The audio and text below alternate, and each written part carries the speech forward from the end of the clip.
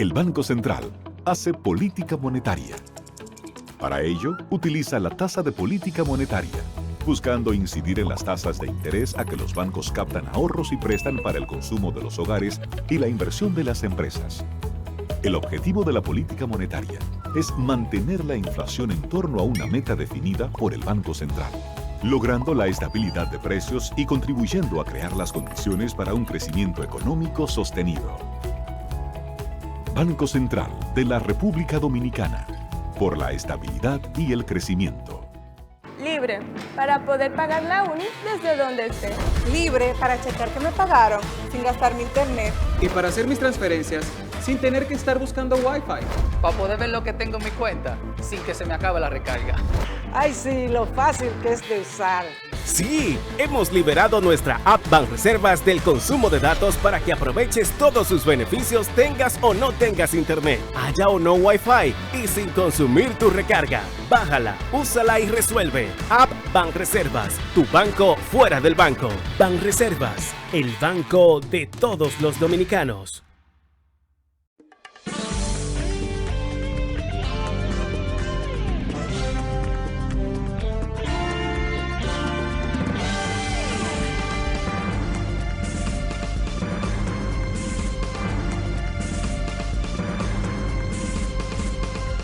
Buenas tardes, amables televidentes. Bienvenidos a su cita diaria crepuscular y nocturna en Teleimpacto, que es al final de la tarde despidiendo el sol y comenzando la noche.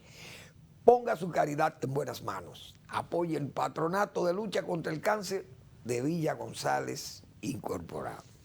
809-443-8010.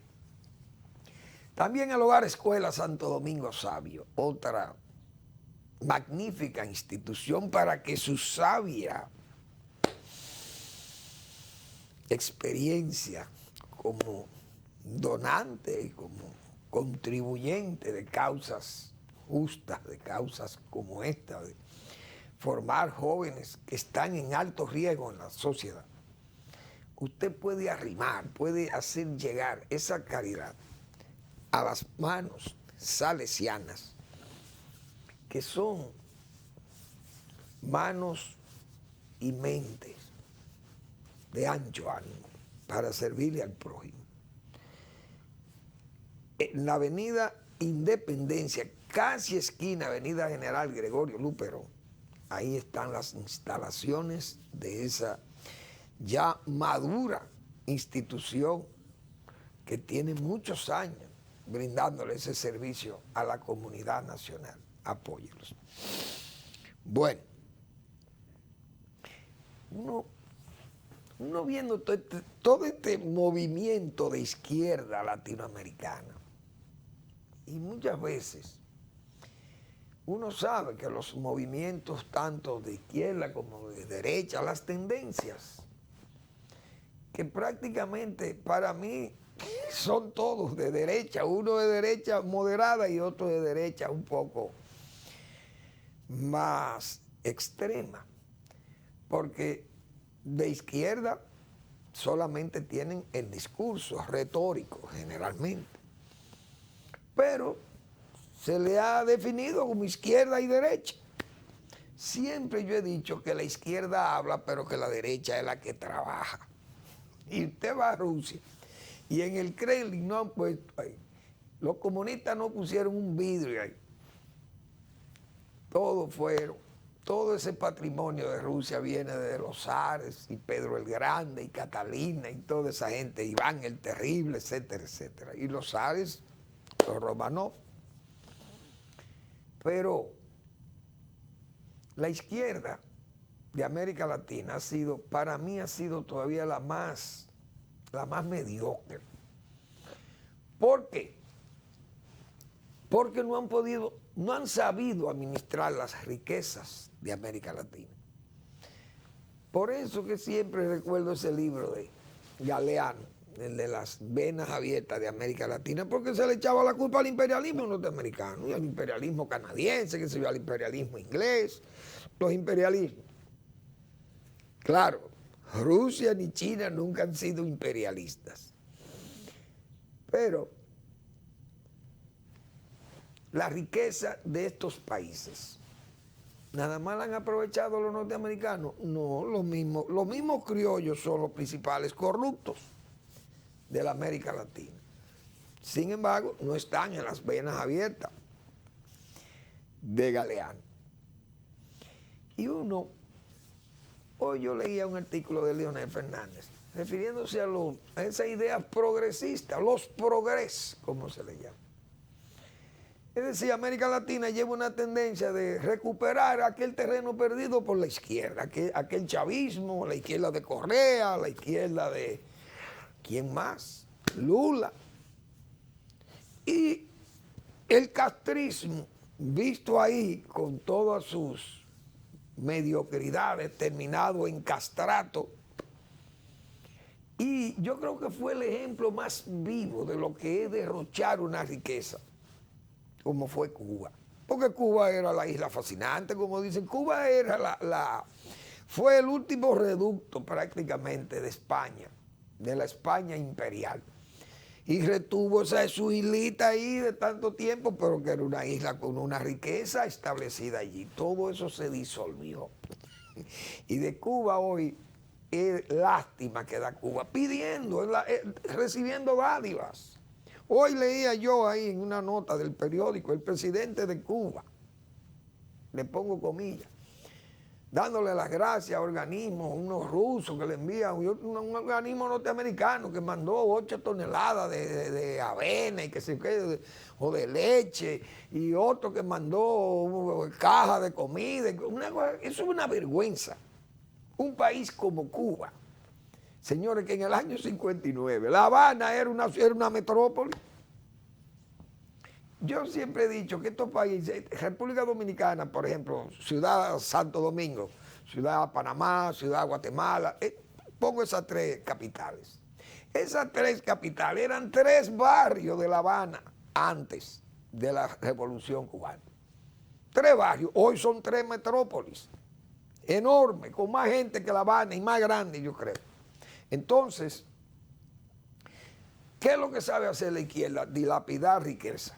Regalar la riqueza porque tienen un discurso, una soflama de retórica donde quiera que van, y la revolución, y los pobres, y a los ricos hay que quitarle, y hay que grabar a los ricos. Todos andan con el mismo discurso, pero terminan quebrados los países.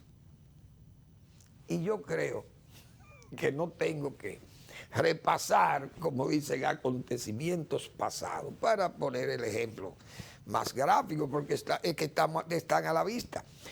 Uno de los países más, yo diría, el más emblemático de lo que es un mal manejo es Argentina, decía yo la semana pasada aquí. Ese país es una vergüenza, porque un país rico como Argentina, dando pena, que no pueda pagar 4.000 millones de dólares que debe. Ese país no tiene 6.000 millones de dólares en reserva ahí para pagar esa deuda. Vencimiento de deuda, porque estamos hablando de 45.000 millones de dólares, y son unos compromisos de como de 20.000 millones que tienen el año, que tiene que pagarle al Fondo Monetario. Entonces, ¿qué pasa? Gana la izquierda. Ha ganado la izquierda, se va a Fujimori y viene un tal Humala a Perú, un desastre. Se va el presidente, no recuerdo cuál era el presidente que sustituyó a Correa. Era, no sé si fue a Noboa, una gente de esa, en Ecuador. Vino Correa y terminó Ecuador quebrado. Viene en Colombia, por suerte, se ha preservado, que no han llegado esos izquierdistas, un señor Petro que anda ahí, no ha llegado. Pero ya Perú tiene su sepulturero. Chile, yo no me voy a referir a eso, por los problemas que hubo de sangre y de todo eso. Pero Cuba está sepultada, Venezuela encontró su sepulturero, Nicaragua encontró su sepulturero, Costa Rica está libre de eso, El Salvador, bueno, tiene un dictadorzuelo ahí que uno no sabe qué orientación ideológica tiene eso. Brasil, no hay duda que Lula comenzó con ese encanto, ese obrero, llegó, pero un hombre sin experiencia de Estado, terminó repartiendo riqueza. y sacó 30 millones de personas de la pobreza, regalando dinero, regalándole riqueza, pero no le regaló la herramienta. Volvió Brasil a caer y ahí sigue Brasil como uno de los tantos países del tercer mundo. Bolsonaro, lamentablemente, más loco que Lula, con menos experiencia que Lula, entonces también el país está ahí frisado, Brasil. Pero Argentina, que se supone mejor educada, con una población mejor organizada que la de esos países, uno entendía que ese país podía no hablar de izquierda y derecha, sino seguir adelante bajo un concepto de manejo del Estado serio, recto, aunque hubieran esos movimientos de izquierda o derecha y qué sé yo, tipo Italia. En Italia la izquierda y la derecha, como se dicen, se desangraban, pero el Estado funcionaba, el gobierno funciona. Y Italia entonces es la octava economía ahí, qué sé yo, es la cuarta economía de Europa o la quinta.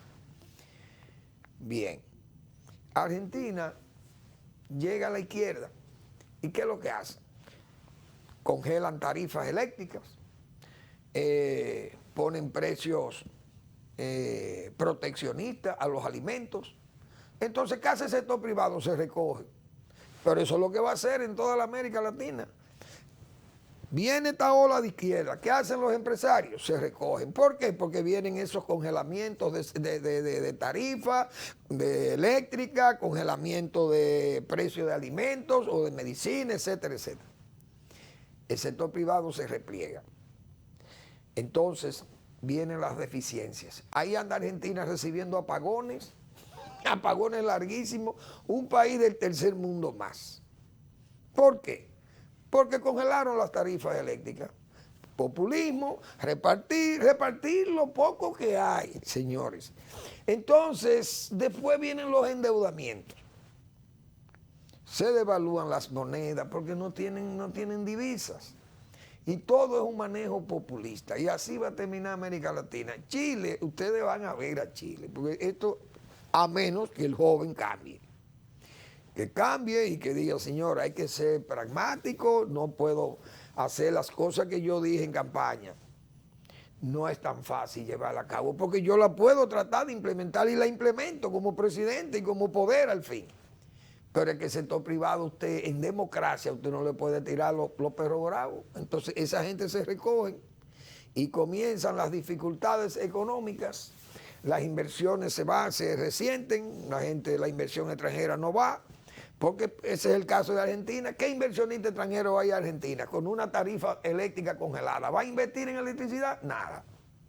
Si las viviendas están congeladas y no se le puede subir el precio a la persona que lo va a adquirir, entonces ¿quién va a invertir en lo inmobiliario? Nadie.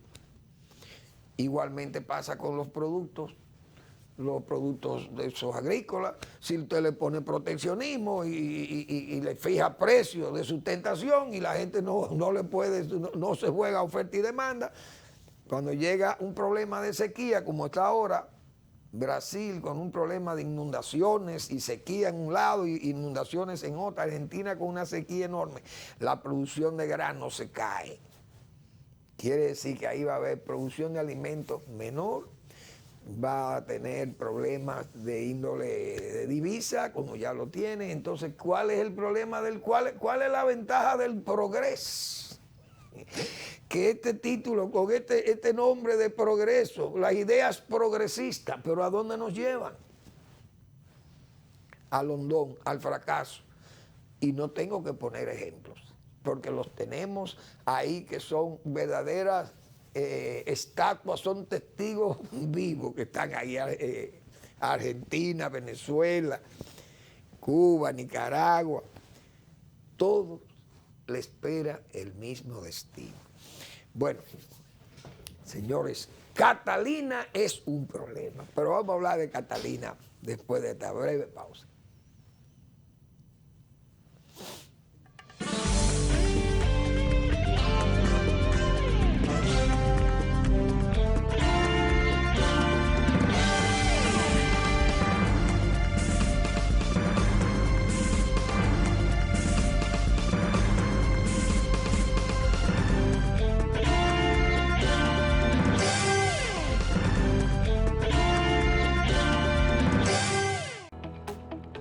El Banco Central hace política monetaria. Para ello, utiliza la tasa de política monetaria, buscando incidir en las tasas de interés a que los bancos captan ahorros y prestan para el consumo de los hogares y la inversión de las empresas. El objetivo de la política monetaria es mantener la inflación en torno a una meta definida por el Banco Central, logrando la estabilidad de precios y contribuyendo a crear las condiciones para un crecimiento económico sostenido. Banco Central de la República Dominicana, por la estabilidad y el crecimiento. Libre, para poder pagar la uni desde donde esté.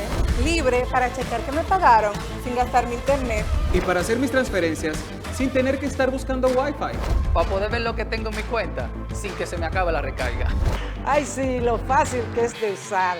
Sí, hemos liberado nuestra app Banreservas del consumo de datos para que aproveches todos sus beneficios tengas o no tengas internet, haya o no Wi-Fi y sin consumir tu recarga. Bájala, úsala y resuelve. App Banreservas, tu banco fuera del banco. Banreservas, el banco de todos los dominicanos.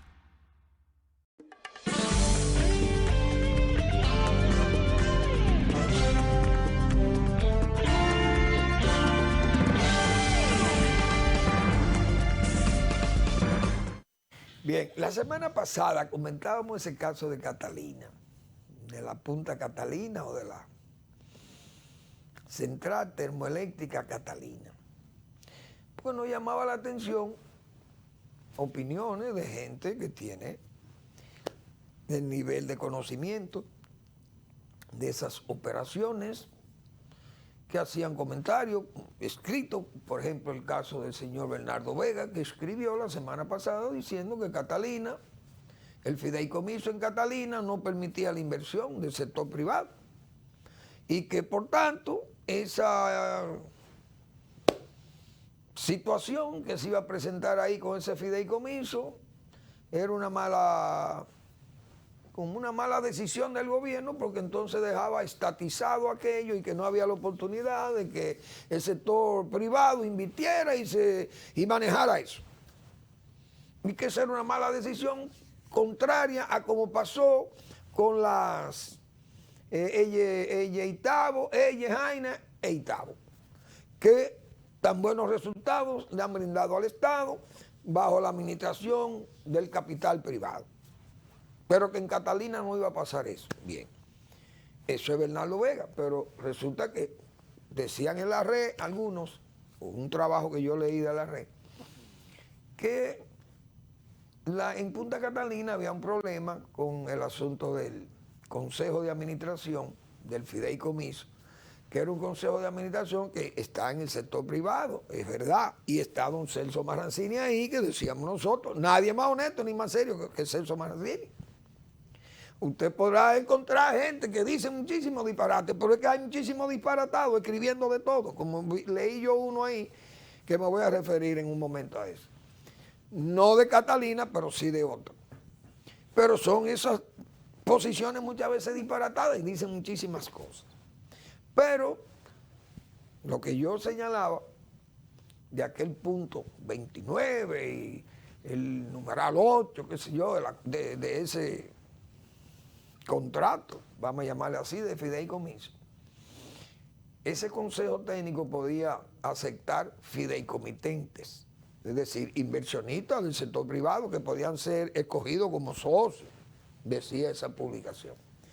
Pero esa publicación, después que habló el ministro de Energía, la semana pasada, el ministro de Energía señaló que no había peligro en eso, que eso no era problema, que eso iba a ser totalmente estatal, que no iba a haber problema de que el sector privado a la larga o como se iba a quedar con aquello y que fue una operación dolosa y nada de eso. Claro, se le criticó al ministro que entonces valoraron a Catalina en $2.400 millones cuando ellos decían que habían, porque al gobierno de Danilo Medina se le acusó de todo con Catalina. Eso fueron 80 meses diciéndole delincuentes al gobierno de Danilo Medina. ¿Por qué? Porque en Catalina sobrevaluaron la planta en más de $500 millones. El propio Almonte, 8 años ese señor fue diciendo barbaridades de Catalina, del sobreprecio, los daños técnicos, que eso no iba a funcionar. Ahora resulta que Catalina funciona, Catalina no se robaron el dinero porque estaba bien valorada, y resulta que la valoraron en 2.400 millones de dólares y decían que eran 3.000, qué sé yo cuánto, que se habían gastado. Que estaban mal instaladas, que las plantas no reunían las condiciones técnicas, pero bueno, de todo se habló de Catalina, pero ahora resulta que Catalina es un éxito. Bien. Hay una soflama retórica, además, que se viene manifestando en contra del gobierno, pero que no lo hace la oposición. Lo más raro es que los críticos más severos que tiene este gobierno en materia económica y en materia de decisiones políticas y todas estas acciones públicas son voceros del propio partido del gobierno. Yo decía el viernes que el gobierno no tiene quien lo defiende, el PRM no defiende a este gobierno. El PRM lo que está en esa varonía, lo que está en sus cargos, en sus facilidades y pensando cómo después se agencian sus pensiones y sus 8 años en el poder, porque ya para ellos la reelección está ganada y estos son 8 años de placer en el gobierno.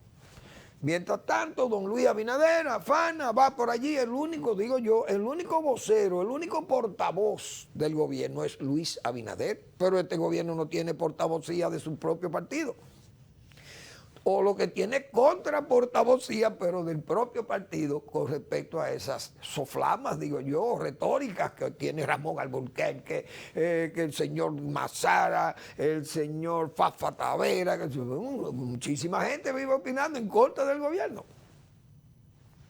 Gente del propio Partido Revolucionario Moderno, repito. Entonces, hoy vemos aquí que Ramón Alburquerque, que tiene, parece montada, tiene montado con el señor Antonio Almonte, parece que tienen sus disputas y sus cosas. Afirma fideicomiso, privatiza Catalina, dice el señor Ramón Alburquerque. Ramón Alburquerque privatiza, dice que se privatiza.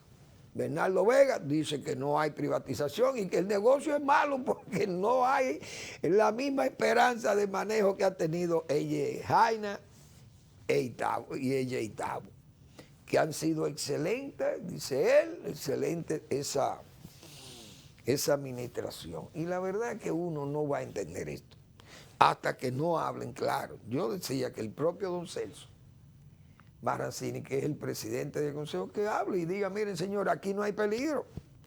Como decía Trujillo, aquí no hay peligro en seguirme, porque Trujillo fue el primero que dijo que no había peligro en seguirme, pero pues se metió 30 años en el poder.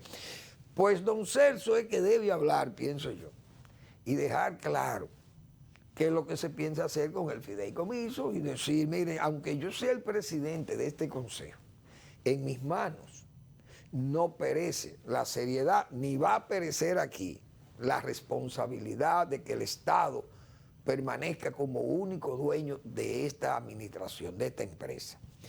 Yo la estoy administrando, el Consejo va a vigilar, a chequear que las cosas marchen bien, que no se politice la administración, que se manejen bien las nóminas, que no se hagan negocios y transacciones porque son ejecutivos del partido en el poder, ni nada de esas cosas. Nosotros vamos a velar porque este bien público se maneje con la mayor pulcritud, la mayor responsabilidad. Porque también era lo que yo decía aquí la semana pasada. El hombre más vilipendiado, el hombre más corrupto de este país fue señalado el señor Julio Sauri, que manejó todos esos negocios. Esas plantas de Jaina, 5 plantas de Jaina, esas las compró la administración del señor Julio Sauri. No las dictaba, esa la instaló el PRD en sus 8 años de don Antonio Guzmán y Salvador Jorge Blanco, las Itabo de carbón. Pero las de Jaina, recuerdo yo que eran, 5 unidades grandes, eso fue con Julio Sauri. El primer funcionario, vamos a investigar por corrupto, a la salida del gobierno de Balaguer en el 78 fue el señor Julio Sauri. Entonces sacudieron a Julio Sauri y no tenía 5 centavos por robo de nada. Fue el hombre más serio que pasó por ahí. De todos los administradores ha sido el más serio, Julio Sauri. Entonces hubo que esperar que Julio Sauri saliera del poder años, que le pasaran años, que muriera pobre, humildemente, para entonces quedar demostrado ante la opinión pública que él fue un hombre serio. Así pasaba con los demás. Yo lo he mencionado aquí. Y usted busca ahí a Gilberto Villanueva. ¿Y quién era más serio que Gilberto Villanueva? Y García Bonelli. ¿Cómo era que se llamaba García Bonelli? Ay, Dios mío. Yo no me acuerdo el nombre. Don Aristide García Bonelli. Administrando lo que era la Grenada Company. Y ahí se perdió una mano de guineo con esa gente, él y el propio Villanueva. Entonces, esos eran hombres que le han quedado grande al país. Usted tenía un gobernador, Diógenes Fernández, el gobernador del Banco Central, 14 o 15 años gobernador del banco. ¿Y quién le podía señalar, señor? O a Julio Estrella, ¿quién le podía señalar 5 centavos? O a Fran Piñeiro. O sea, vamos a hablar claro, esa era la gente que manejaban el gobierno, pero entonces ese era el gobierno más corrupto que había en el país de Balaguer. Entonces, aquí estamos hablando de gente que comienza a hablar muchísimo disparate y entonces uno no sabe a quién que le va a creer, porque que son opiniones que van una como tirada de los cabellos. Yo leí esto ayer. Lo escribió una persona que disfrutó de las mieles del poder, porque eso no trabajó ni hizo nada, pero disfrutaba de las mieles del poder. 2000-2004, íntimo amigo de quien, del imperante de turno. Este intelectual, oigan lo que escribe. Eso es para que vean cómo son las cosas. A la llegada del Partido de la Liberación Dominicana al poder, con Leonel Fernández, 1996, y posterior, 2004. Prácticamente todas las empresas heredadas de Trujillo fueron liquidadas, vendidas al peor postor mediante procesos fraudulentos y corruptos. El PLD creó un Estado grande en corrupción, en estafa y desfalco. Un Estado con 300,000 empleados, bueno, lo llevó a 700, eso es otra cosa. Ahora yo me pregunto, dice Bernardo Vega que la capitalización fue un éxito en el Yejaina y en el Itabo. ¿Qué vendió Leonel Fernández? El gobierno de Leonel Fernández no vendió una institución, una empresa, no la vendió. Pero mire lo que escribe, está en el Energúmeno, que vendieron como si fueran pedazos de carne de una vaca muerta. El gobierno de Leonel Fernández vendió las empresas del Estado. Pero ¿y qué había? ¿Qué había en Corde? Pregunta Manuel Fermín. Cuando llegó Leonel Fernández, ¿qué había en Corde? Habían unas instituciones que quedaban, algunas ahí. Y eran ya, ¿cómo diríamos? Ya eran empresas heridas de muerte. Por ejemplo, ¿qué había? La fábrica de clavo en Riquillo, yo me acuerdo. ¿Qué había ahí? O en Fasaco, que eso funcionaba. Pero donde estaba la fábrica de clavo en Riquillo, ¿qué hicieron ahí? Varios edificios para repartírselo a la gente. Viviendas. Eso fue lo que se hizo donde estaba la fábrica de clavo. ¿A quién le vendieron eso? Apartamentos para la gente ahí. Tuviera lo quien lo tuviera. Pero ¿a quién le vendieron eso? Fasaco. Yo creo que ahí está, yo no sé si es Conani, yo no sé quién es. Hay una institución del Estado que está ahí. Entonces, ¿a quién le vendieron eso? Pidoca. ¿A quién le vendieron Pidoca? La fábrica de cemento, ¿a quién fue que le vendieron eso? Y esto existe. ¿Qué sé yo? Pero se ponen a escribir barbaridades. ¿Qué pasó con el CEA? Leonel Fernández, miren lo que dice ese señor. Vendieron las empresas que dejó Trujillo, es decir, los ingenios lo vendieron. Pero ¿a quién fue que le vendieron los ingenios? Nadie compró un ingenio de eso. Nadie compró un ingenio, ni lo ha comprado. El ingenio Barahona, ¿de quién es? Del CEA. ¿Quién lo administra? La familia Campoyo. Tiene una administración con un horizonte de 30 años, que se lo renueven, se lo pueden renovar 20 o 30 más. Problema del Estado, que lo haga. Pero sigue siendo del Estado el bien. Ahora, ¿qué era la capitalización? La capitalización es, miren, ese ingenio necesita tal vez 10 o 15 millones de dólares para ponerlo bien. ¿Ustedes lo van a invertir? Sí, nosotros lo vamos a invertir para recuperar el ingenio. Ahora, nosotros necesitamos la administración de eso, porque yo no voy a poner 20 millones de dólares en manos del Estado, porque se lo van a robar. ¿Cuál es el cambio que ha habido? La administración es privada, pero los beneficios hay que compartirlos con el Estado, porque la familia Campoyo compró ese ingenio, ha comprado 1 metro de tierra ahí. O la maquinaria que ellos encontraron ahí, toda la casa de máquinas y la casa de cocimiento y de qué sé yo, y de arrimo de caña y las líneas férreas y todas las locomotoras que encontró ahí, carretas, etcétera, eso lo trajeron ellos. Eso lo encontraron, eso es del CEA. Y el muelle para exportar es del CEA o del Estado. Es decir, ¿qué es lo que hay ahí? Una administración. Que si el ingenio producía 20.000 toneladas de azúcar y ellos lo llevan hoy a 75.000 toneladas de azúcar, entonces hay un progreso. ¿Quién es que ha salido perjudicado? El pueblo dominicano se ha perjudicado de eso. Los beneficios de eso iban a parar ¿a dónde? Al FONPER. El FONPER tal vez lo coge y lo dilapida. Eso es otra cosa. Pero la capitalización de ese ingenio no fue mala. Yo me atrevo a decirlo. Pero la capitalización de Molinos Dominicanos no ha sido mala tampoco, que yo lo he repetido muchísimas veces aquí. Ahora, ¿qué quedaba de la tabacalera? ¿Y qué se hizo con la tabacalera? Liquidar la tabacalera, porque ¿qué quedaba ahí? Porque es que hay gente que se pone a hablar disparate. Entonces, esa persona que escribió esto, que yo acabo de leer, funcionario o personero, porque es que funcionario de qué? Personero y amigote de los imperantes de turno. Ahora, él no sabe que su amado jefe o su querido jefe fue quien integró el mayor desastre para los 5 ingenios de los mexicanos. Resulta que los mexicanos de Conazúcar, si mal no recuerdo, se le entregaron 5 ingenios para administrarlo. ¿Quién se opuso? El único que se opuso a que esos ingenios no se le entregaran a los mexicanos fue Marino Vinicio Castillo. Ah, pero ese Vincho, un fabulador.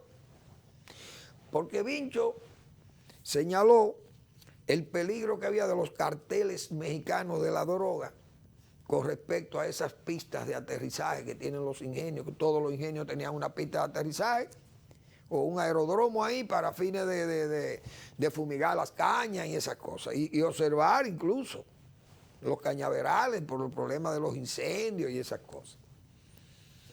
Los muelles, porque si usted tiene el control del muelle de San Pedro de Macorís o el control del muelle de Jaina, por ejemplo, o el de Boca Chica, y usted en vez de tirar azúcar por ahí, lo que va a recibir es tirar mucha cocaína para los Estados Unidos o Europa, donde va el azúcar, principalmente Estados Unidos.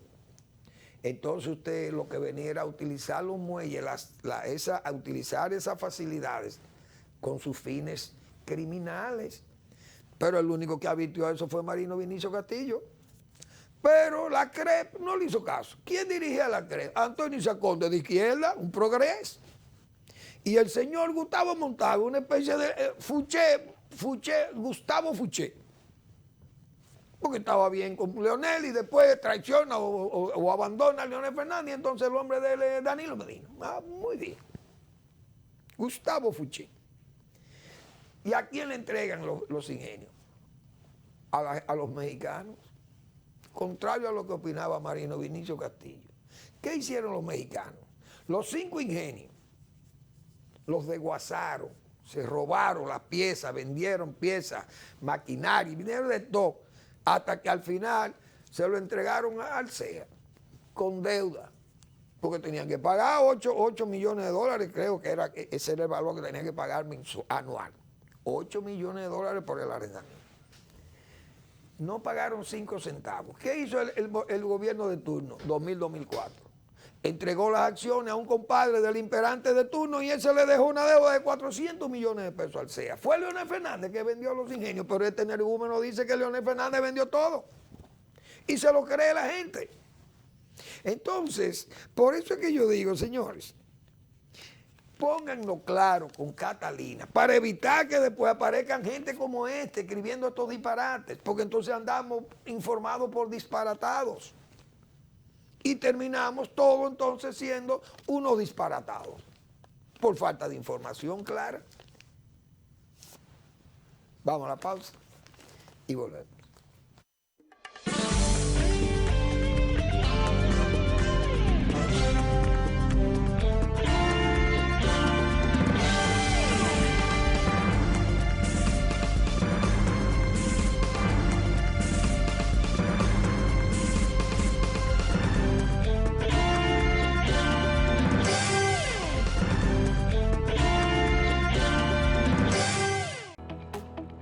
El Banco Central hace política monetaria. Para ello, utiliza la tasa de política monetaria, buscando incidir en las tasas de interés a que los bancos captan ahorros y prestan para el consumo de los hogares y la inversión de las empresas. El objetivo de la política monetaria es mantener la inflación en torno a una meta definida por el Banco Central, logrando la estabilidad de precios y contribuyendo a crear las condiciones para un crecimiento económico sostenido. Banco Central de la República Dominicana, por la estabilidad y el crecimiento. Libre, para poder pagar la uni desde donde esté. Libre para checar que me pagaron sin gastar mi internet. Y para hacer mis transferencias sin tener que estar buscando Wi-Fi. Para poder ver lo que tengo en mi cuenta sin que se me acabe la recarga. Ay, sí, lo fácil que es de usar. Sí, hemos liberado nuestra app Banreservas del consumo de datos para que aproveches todos sus beneficios tengas o no tengas internet, haya o no Wi-Fi y sin consumir tu recarga. Bájala, úsala y resuelve. App Banreservas, tu banco fuera del banco. Banreservas, el banco de todos los dominicanos.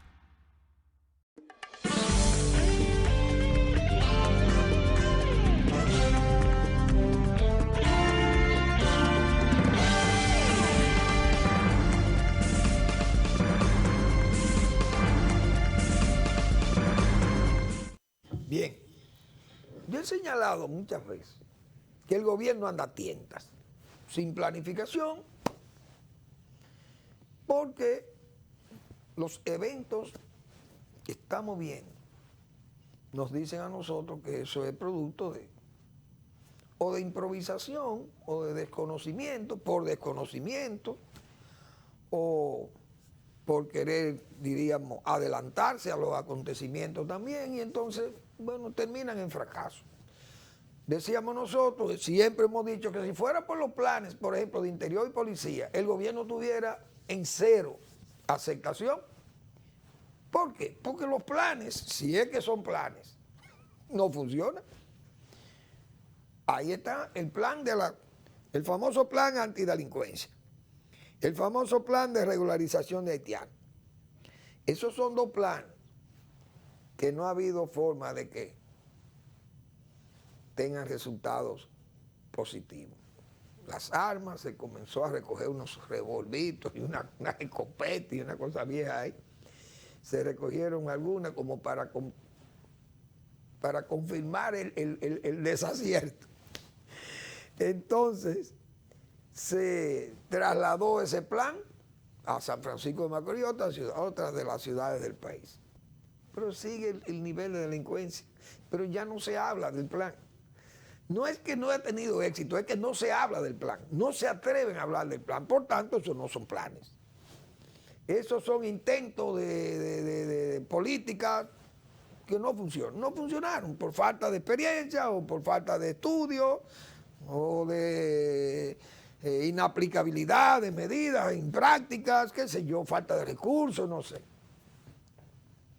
Así andan esos planes. Migración, igualito. La parte migratoria, fíjense por dónde anda. Hemos señalado el nivel de, diríamos, de efectividad de los planes de repatriaciones de haitianos y de extranjeros ilegales, vamos a llamarles, porque aquí hay de muchísimos sitios también, no solamente son haitianos. Y de la parturienta todo un apaviento y la valla y todo, y eso todavía anda en ideas, en un marco prometedor para acciones futuras. aunque están ofrecidas para acciones inmediatas. Pero todas esas cosas se van quedando como en el aire o con una nebulosa que lo cubre. Y nadie dice nada después. Entonces, por ejemplo, el caso de la inflación. Uno sabe que en un nivel de inflación como el que anda el país y que anda en todo el globo, es difícil trabajar con comodidad porque la gente no sabe ni cómo invertir. No puede invertir a largo plazo porque dirá, bueno, y si estos niveles de inflación comienzan a bajar, yo estoy comprando materiales caros, mañana bajan los materiales porque el petróleo baja a $40, por ejemplo, como hemos visto. Y entonces esta inversión que yo he hecho, ¿quién me la repone? Así es que se piensa, la gente entonces comienza y aguanta a invertir hasta que la cosa se estabilice. Si esa curva se estabiliza en una inflación que nadie la baja de ahí, bueno, la gente como quiere invierte, porque la gente no va a tener nada, no hace nada con el dinero. Busca cómo invertir en áreas, bueno, donde esté más seguro, pero invierte. Ahora, si la inflación es pasajera, que no se sabe qué tiempo puede durar y que ahora mismo, si la pandemia ataca y se baja la demanda de los países, de las grandes economías, vuelve el músculo y se pone y se hace flácido, se cae, bajan los productos, ya usted hizo esa inversión, ya usted tiene un dinero en pérdida prácticamente. Entonces es difícil usted concentrarse en un estado de inflación como este y concentrar su inversión, porque no es fácil. Pero yo decía lo siguiente, el viernes, refiriéndome a ese optimismo de los planes agrícolas que, por ejemplo, dice el gobierno que va a implementar, pero que son planes sin planes. El administrador del Banco Agrícola, por ejemplo, decía el viernes, o el sábado, no recuerdo, o ayer domingo fue que lo leí, creo. Vamos a ver qué fue lo que dijo el señor, el administrador del banco. Él se refería a que tienen dinero, están entusiasmados porque el presidente dijo que le iba a entregar un dinero ahí para fines de agilizar las inversiones agropecuarias, aunque le facilitaran créditos a los productores agropecuarios. Pero él dice, vamos a ver dónde fue, el Banco Agrícola, gobierno tiene dinero, técnicos y voluntad. ¿Y qué es lo que falta? Dinero, técnicos y voluntad. ¿Qué falta? Los productores, no, planes. Lo que nosotros hemos dicho aquí. Ustedes son los que tienen que diseñar. ¿Qué es lo que van a hacer aquella gente? ¿Qué sabe un productor de San Juan? Puede decir, mire, yo quiero sembrar batata, muy bien. ¿Y qué? ¿Y qué? Mire, nosotros sabemos sembrar batata, sí, pero ¿y qué? No, hay que poner un plan de manejo integrado de plagas, como hemos dicho nosotros aquí. Entonces usted tiene que hacer un plan. Como se hizo en Asua, cuando la mosquita blanca invadió la producción de tomate y hubo que parar la producción de tomate para implementar un plan de manejo integrado de plagas para poder controlar la mosquita y poder volver a sembrar tomate como se volvió en Asua, pero hubo que diseñar ese plan de manejo integrado de plagas. Pero hay que hacer la cosa planeada, no es a lo loco. Entonces uno tiene que reírse de eso. Aquí yo no voy a hablar de planes que se hicieran antes, hay muchos gobiernos que son repetitivos en eso, pero hay medidas prácticas que se toman en momentos en que la situación de los productores se le hace difícil. Porque yo recuerdo, por ejemplo, en el 2008, usted quiere una crisis más dura que la que hubo en el 2008 para economías emergentes como estas. Esa crisis trajo precio del petróleo a $150 el barril. Yo hablé del arroz, cómo se vendía en tiempos de esa crisis alimentaria, energética y financiera. Ahora, hubo pocas economías, muy pocas economías que no fueran afectadas, que no fueran contagiadas por esa crisis triple global que hubo. Señalé el caso del arroz, aquí nos manejamos con los mismos precios prácticamente y el mundo, como se dice en lenguaje coloquial, cogiendo candela. Y nosotros consumiendo arroz a precios ridículo prácticamente para ese momento. Pero el productor nacional no tenía interés de especular con ese arroz, y el gobierno mismo, porque tenía pignorado una gran cantidad de arroz que compra el gobierno, que lo retiene bajo el amparo de los bancos y el amparo de esos fondos que yo hablé aquí de la pignoración que lo aporta el gobierno. Y eso permite una estabilidad. Ahora, ¿qué pasó en el 2008? En el 2008, además de esa crisis, hubo una influenza aviar, una gripe aviar, un virus en las aves. Y hubo que matar muchas aves, eso trajo mucha pérdida para los productores. Los productores incluso no podían vender su pollo en Haití, porque Haití cerró su compra por el asunto de la influenza aviar. Eso por un lado. Pero los costos de las materias primas, como por ejemplo el maíz y la soya, que ahora están baratos para como estuvieron en esa época. Entonces los polleros de aquí, afectados por el problema de la influenza y afectados por la falta de dólares, con un dólar, que en esa época había dólares en el país. No fue como aquel desastre del 2003, 2002-2003, que el dólar andaba a 60 por 1. Aquí había dólar, pero las materias primas estaban caras. Ahora había dólar, se traía la materia prima y siguieron produciendo. ¿Pero qué hizo el gobierno? No. Vamos a darle una compensación a los productores de gallina. Los productores de gallina y de pollo dijeron, bueno, nosotros tenemos que reducir la población de crianza porque el mercado no resiste la producción total, y como Haití cerró, tenemos pérdida porque hay una superabundancia. El gobierno compensó con alrededor de 340 o 330 millones de pesos a los productores de pollo y de huevo. Pero los lecheros dijeron lo mismo. Los lecheros dijeron, bueno, nosotros no podemos seguir produciendo leche porque es que el alimento es muy caro, no lo podemos comprar de tan caro. Es a base de pasto que estamos alimentando el ganado. El gobierno le dijo, no, le vamos a poner 3 pesos de incremento al litro de leche producido. Todos los ganaderos.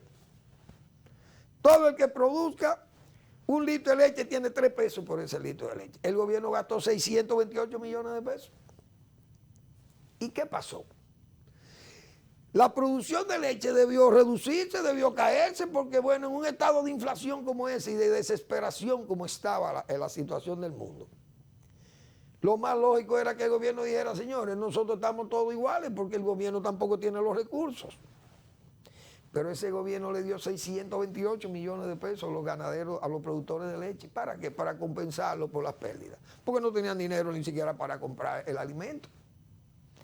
Ahora, ¿qué pasó en el país? Cuando Olga y Noel, a finales del 2007, si mal no recuerdo, afectaron la producción nacional agropecuaria por las lluvias, el exceso de lluvia, el Producto Interno Bruto del país, además de esa crisis, iba a cerrar negativo en el 2008, me acuerdo yo. Negativo iba a cerrar. O en el 2008 o 2009. Iba a cerrar negativo. ¿Y quién salvó el crecimiento positivo de la economía dominicana? ¿Quién lo salvó? El sector agropecuario, que creció un 12%. ¿Por qué creció un 12% en medio de tantas dificultades? Porque se dieron los apoyos. Se le dieron los apoyos. Porque el productor no se cruza de brazos porque la inflación esté en 8.50. El productor sigue produciendo, va a producir y produce porque la tierra va a rendir y va a aplicar lo que tiene que aplicar, los pesticidas, los fertilizantes, etcétera, el manejo, el cuidado, las buenas prácticas. Él va a seguir produciendo bien porque él va a vender. Porque la gente tiene que comprar, no se va a morir de hambre. Ahora, el consumidor probablemente diga, bueno, yo no puedo comprar una libra de arroz a 55 pesos. ¿Qué tiene que hacer el gobierno? Bueno, darle unas compensaciones para que ese arroz, en vez de comprarlo a 55, lo podamos consumir a 35 o a 40 pesos la libra, porque esas son las políticas. Pero esas cosas tienen que irse haciendo, tienen que irse tomando medidas porque si no el productor se echa de brazos y dice, yo no voy a aplicar abono, porque el abono está muy caro. Y si no aplico el abono, ¿qué va a pasar? Se va a caer la producción. ¿Qué se hizo con los productores de cacao? 1.800 millones de pesos se le condonaron a los productores de cacao. ¿Por qué? Porque dos ciclones, el ciclón Jean y el ciclón George, devastaron las cosechas de cacao. Entonces los gobiernos tienen que diseñar esas políticas para ayudar a sus productores. Hay que ayudarlos porque si no, no van a salir a camino. Pero esas políticas tienen que aplicarse, no es anunciar planes, pero ¿cuáles son los planes? Entonces yo creo que esas cosas nos van a seguir no molestando, pero sí afectando. Por ejemplo, yo he sido un crítico aquí, y lo repito por enésima vez, de ese proceso de contrarreforma agraria, estas titulaciones. El presidente fue a Atomayor, lo vi por aquí. Entregan títulos de propiedad. En acto en Atomayor, Abinader dice, familias son centros de políticas públicas de su gestión. Bien. El presidente Luis Abinader entregó ayer 1.093 certificados de títulos de propiedad a igual número de parceleros y de dueños de solar y vivienda en Atomayor. ¿Qué eso quiere decir? Yo he dicho 1000 veces aquí que eso va a traer que es una contrarreforma, el liquidacionismo agrario. Aquel esfuerzo extraordinario hecho por Balaguer y los otros gobiernos que le siguieron. Pero básicamente Balaguer fue el más preocupado y lo declaró su novia, la reforma agraria. Miles de familias asentadas. En el primer cuatrenio de Balaguer asentó 25.000 en todo el sur, ahí con todos esos proyectos agropecuarios. Entonces, para los gobiernos, la política, qué cómodo. Y ahora el presidente va con una camisa blanca, una chacabana o una chaqueta sin corbata, va y entrega los títulos. Y ese ha sido un esfuerzo extraordinario para el presidente y el gobierno se ve así. Pero yo he dicho, dar un título es muy fácil, lo difícil es dar la parcela. Y acondicionar, poner las condiciones para que esa parcela sea productiva y el camino vecinal y todo. Entonces, todo aquel esfuerzo descomunal de ese gobierno, de esos gobiernos, hoy se va a pique. ¿Por qué? Porque los gobiernos han entendido, los dos últimos gobiernos principalmente han entendido que es fácil dar título. Que ahí es que está la reforma agraria, está ahí, entregar el título. Y ese es el mejor esfuerzo para salvar la familia rural. Liquidacionismo agrario hemos dicho, pero hemos dicho también que esas parcelas pueden terminar en manos de quién, del crimen, de los traficantes de drogas, traficantes, lavadores de activos, políticos corruptos y hasta extranjeros que pueden comprar, haitianos que quieran comprar terreno, lo van a comprar porque el campo dominicano se va a quedar vacío porque usted le da un activo y él lo vende. Ahora, ¿hablo por hablar? No. Yo voy a mostrar unas imágenes. Por ejemplo, del proyecto de Juma Bonao, ese es el más viejo de reforma agraria. Esos títulos se entregaron ahora, no hace un tiempo que se entregaron los títulos de reforma, no ahora, hace un tiempo que se entregaron. Y fueron de los primeros porque era el más viejo de todos los proyectos. Pero ese proyecto se gastó un dineral arreglándolo, nivelando esos terrenos. Y me tocó a mí trabajar ahí. Estando en reforma agraria, nosotros asumimos ese proyecto, porque Balaguer nos llamó a los que estamos al frente de la reforma agraria, y lo digo sin pecar de inmodesto, y el señor Luis Toral es testigo, que ahí subimos al Palacio, Antonio Manuel Camilo y Manuel Fermín, a recibir un cheque de 6 millones de pesos para iniciar ese proyecto de Juma Bonao. Y 1 millón de pesos que regaló Falcon Bridge, el gerente de Falcon Bridge. Entonces, Mr. Cleland entregó 1 millón de pesos regalados. Se iniciaron esos trabajos. Se hizo el trabajo de nivelación y todo el que va a Juma ve lo que hay ahí. Precioso se ve Juma Bonao, ¿verdad que sí? Que se ve muy lindo. Miren los negocios que hay instalados, esa no. Esa imagen no. Miren, esos son negocios que se han instalado. Es una estación de gasolina. ¿Dónde está enclavada? En una parcela anteriormente de reforma agraria. Tienen su título, él vende. Miren, ahí hay una bomba, otra estación de gas. en la misma entrada del proyecto de Juma Bonao, miren esa estación. ¿Qué era eso? Eso era parte de una parcela que la vendió el parcelero, que le dieron un título definitivo. ¿Y qué hace él? Que vende un pedazo de su parcela para que se instale ese negocio. Y eso es producción. Eso se llama liquidacionismo agrario, dice Manuel Fermín, que lo he dicho aquí por varias veces, muchísimas veces. Siempre hablo de eso, pero para que la gente vea que lo que estamos diciendo es verdad. Esos terrenos que se están titulando van a terminar vendidos o hipotecados y secuestrados, qué sé yo, por bancos, financieras, prestamistas, o lo va a comprar el crimen organizado, o lo va a comprar el político corrupto, repito, o el comerciante expoliante, expoliador, o lo va a comprar el lavador de activos, etcétera, etcétera, o el trata de blanca, o traficando haitianos, o traficando dominicanos para Haití, para Puerto Rico y donde fuere. Es decir, el lavador o el traficante de droga van a comprar esas parcelas mañana. Entonces, ¿para qué fue el esfuerzo? Repito, miren el ejemplo. Pero así andan todas las parcelas de reforma agraria que han sido tituladas y que están, por ejemplo, ya en áreas urbanas o le han quedado, se ha ido a zonas suburbanas o a alguien le interesa instalar una bomba de gas, una bomba de gasolina o poner un taller, lo que le da la gana, una alfarería, como está todo ahí en Bonao, en Juma Bonao, y que usted lo puede apreciar fácilmente sin que tenga Manuel Fermín que venía a repetirlo tan continuamente como lo hago. Gracias por su atención. Nos vemos mañana en otra entrega de Al Final de la Tarde, Despidiendo el Sol y Comenzando la Noche.